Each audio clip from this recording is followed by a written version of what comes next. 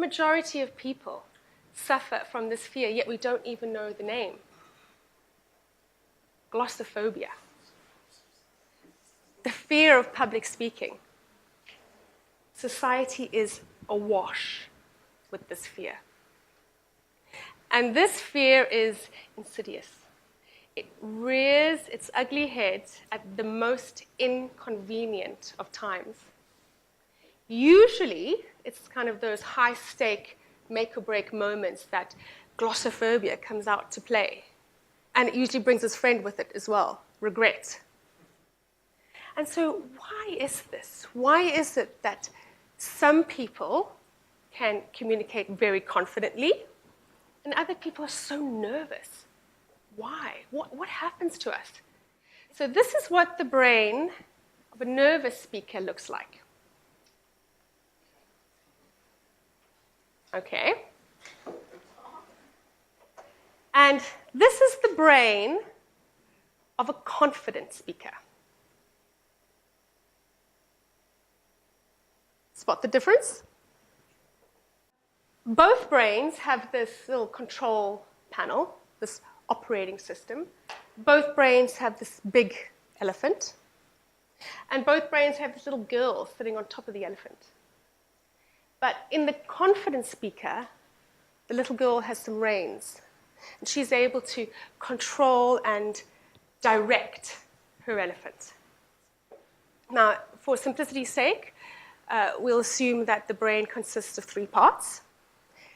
At the base of our heads, right back here, we have this operating system, the reptilian brain over here. And that is responsible for all the instinctive functions that make up our body. And then on top of this reptilian brain, we have the big elephant. And that's really the limbic system, the emotional brain. And this really is just this absolutely awesome library of perfectly and beautifully filed experiences and memories, these little folders, files all stored away there to be used and pulled out and recalled at a later stage. And the more emotionally charged experience is, the better spot it gets in that library. Sitting on top of the elephant is the little girl. And that's the neocortex. And that neocortex is really the rational part of the brain, the data and the figures.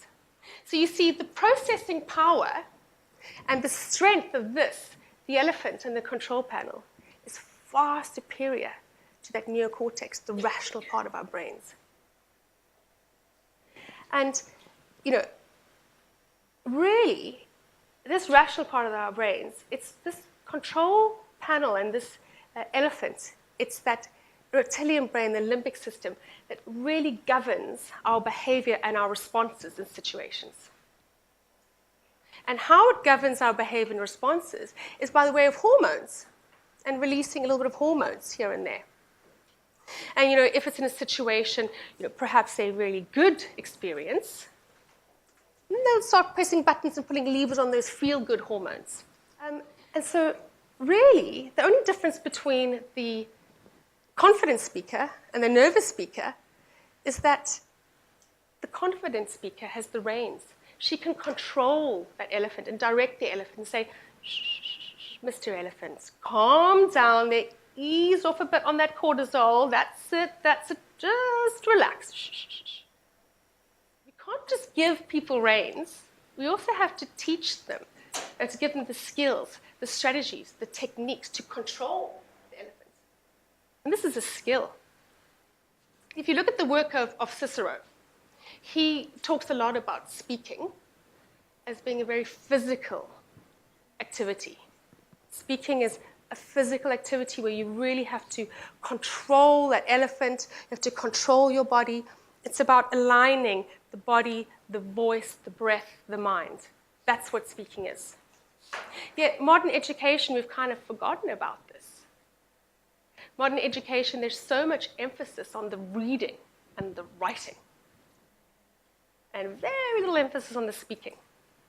Yet, time and time again, I hear of professionals saying, I received the most fantastic CVs from candidates who are just perfect on paper. Yet, when I speak to them on an interview, they just fall flat. They just can't communicate. Three things, three areas that we need to change when it comes to looking at and thinking about public speaking. First is physical. We have to change our whole mindset about public speaking and this whole idea of rehearsal. But let me take you through each of these. And you'll see that they all overlap. They're all very, very interdependent. They all depend on each other. And there's really these three different perspectives when it comes to public speaking. When it comes to communicating effectively, with confidence and with clarity. Public speaking is a physical activity. And we have to start thinking about it as a physical activity. And if it takes, it's skill to control that elephant, we know that to be successful in acquiring a new skill, it really does contain, you really have to have perseverance, grit, and resilience. And you see, perseverance, grit, and resilience are really mental aspects of public speaking. And I don't say practice, I actually say rehearse. Because there's a good way of rehearsing, there's a bad way of rehearsing, and it's not practicing, it's totally different. And you see, there's also this other aspect of rehearsal. It's not only standing up and delivering, but also, looking at the venue. So what you're doing is you're giving your elephant that kind of those experiences so he knows, oh, yeah, I know this room, and I can feel comfortable in this room. I know how this works. This is not one of those situations where I don't really know where something's going on, so it's okay. That's what you're doing with the elephant. You're giving him really good little folders and files to pull out. But what I'm going to do is I'm just going to focus on the three that show up here the most, three important parts, these three little overlapping parts of public speaking that really need our attention. And the first one is this whole idea of stress hormones. So stress hormones are going to be there, no matter what.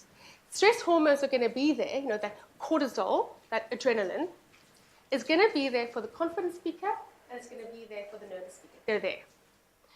The only difference is that that little girl is able to control it a bit in the confident speaker, sort of ease off a bit on that stress hormone.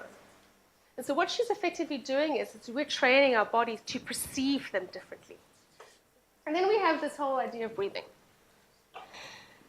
And again, the ancients knew all about breathing. And what that essentially is that when we start, this cortisol starts pumping through our veins, our breathing starts to get high, up here. And what that's doing to our body is that it's telling our body to activate that vagus nervous system, that vertical nervous system. And it's basically saying, be on standby, body. I think we're going to have this fight, flight, or freeze moment coming up. Be on standby. And by forcing your breath down low, what you're doing is you're kind of deactivating that vagus system. You're deactivating that fight, flight, or freeze. So the third part, third aspect of this public speaking, is really, for me, acting. Actually, one of the most important subjects that students can do now is drama, is the acting skills, the drama, because really, that is communication. It's teaching you to take the physical delivery, control your physical. This whole idea of controlling your nerves when it comes to public speaking. It really is looking at these three things and understanding that we have to approach public speaking from these three different angles. And they're so intertwined, we cannot separate them out. And we need to start doing this from young to improve on public speaking and to really develop the skills. It takes time. You see, the first third of the process is what everyone does. Write their speech, say it out read it a few times, say it out loud maybe once or twice, and they stop there. And they neglect 2/3 of this, the physical process. And yet they wonder, I'm just really not being able to communicate effectively. Really, there is so much we can do to prepare and rehearse for impromptu moments. And what that's about is by taking little situations, storing them away, and rehearsing them and rehearsing them and rehearsing them. And there's specific structures stories. Storytelling comes into this. Structures that we can take, we can file them away in that elephant's library, put them away so that we've got them there ready, we've rehearsed most of it, and then when the moment comes, we've just got a few things that we need to tweak.